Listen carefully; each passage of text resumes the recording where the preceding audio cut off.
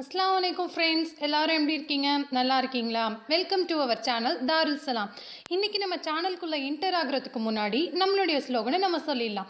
வாங்க, நீங்களும் ஈஸியாக சமைக்கலாம், இன்ஷால்லா சமையல் குயின் ஆகவும் ஆகலாம்.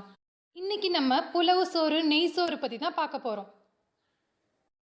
அதை செய்கிறதுக்காக சாப்பாட்டு அரிசி 2 கப், வெங்காயம் 2, தக்காளி 2, மல்லி புதினா தேவைக்கேற்ப. இப்போ அது கூடவே நம்ம ஆட் பண்ண போகிற பொருட்கள் என்ன அப்படின்னா, பச்சை மிளகாய் 2, டவுன்ஃபாண்ட் இலை வாசனைக்காக உள்ளது, பட்டை கிராம்பு ஏலக்காய் தேவைக்கேற்ப, இஞ்சி பூண்டு பேஸ்ட் 1/2 கப், உப்பு தேவைக்கேற்ப, சாப்பாட்டுக்கு யூஸ் பண்ணக்கூடிய கலர் பவுடரும் பன்னீரும். முதல்ல நம்ம சாப்பாட்டுக்கு தேவையான அரிசியை ஒரு 5 நிமிஷம் தண்ணியில் ஊற வச்சுக்க போகிறோம். இப்படி செய்கிறது மூலிமா நம்மளுடைய அந்த சோறு குழையாமல் நம்மளுக்கு நல்லாவே வருங்க. இப்போ ஒரு பாத்திரத்தை நம்ம சூடு பண்ணி அதில் 2 ஸ்பூன் பசுநெய் ஆட் பண்ணிக்க போகிறோம். அது கூடவே 3 ஸ்பூன் நல்லெண்ணெய் இப்போ நம்ம ஆட் பண்ணிக்க போகிறோம். இப்போ இந்த எண்ணெய் சூடு வந்ததுக்கப்புறமா அதில் பட்டை கிராம்பு ஏலக்காவை ஆட் பண்ணிவிட்டு நல்லாவே நம்ம கிளறி விட போகிறோம். ப்ளஸ் இப்போ இது கூடவே நம்ம வெங்காயத்தை ஆட் பண்ணிக்க போகிறோம்.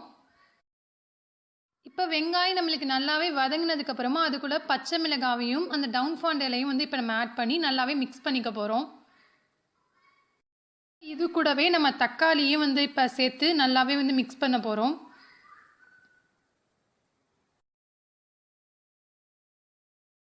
இப்போ எல்லாமே நல்லா ஒரு புறம் வதங்கினதுக்கப்புறமா நம்ம இது கூடவே ஆட் பண்ண போகிற பொருள் என்ன அப்படின்னா, இஞ்சி பூண்டு பேஸ்ட். இப்போ இஞ்சி பூண்டு பேஸ்ட்டையும் இப்போ நம்ம ஆட் பண்ணி நல்லாவே எல்லாத்தையும் கிளறி விட போகிறோம்.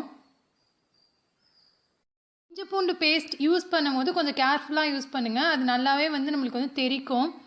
இப்போ அது கூடவே நான் 5.5 கப் தண்ணி ஊற்றியிருக்கேன். இப்போ தேவைக்கேற்ப உப்பையும் மல்லி புதினாவையும் ஆட் பண்ணிக்க போகிறோம். புழுங்கலரிசி யூஸ் பண்ணியிருக்கனால 5.5 கப் தண்ணி ஊற்றிருக்கேன். நீங்கள் பச்சரிசி யூஸ் பண்ணிங்கன்னா தண்ணி கொஞ்சம் கம்மியாகவே சேர்த்துக்கோங்க.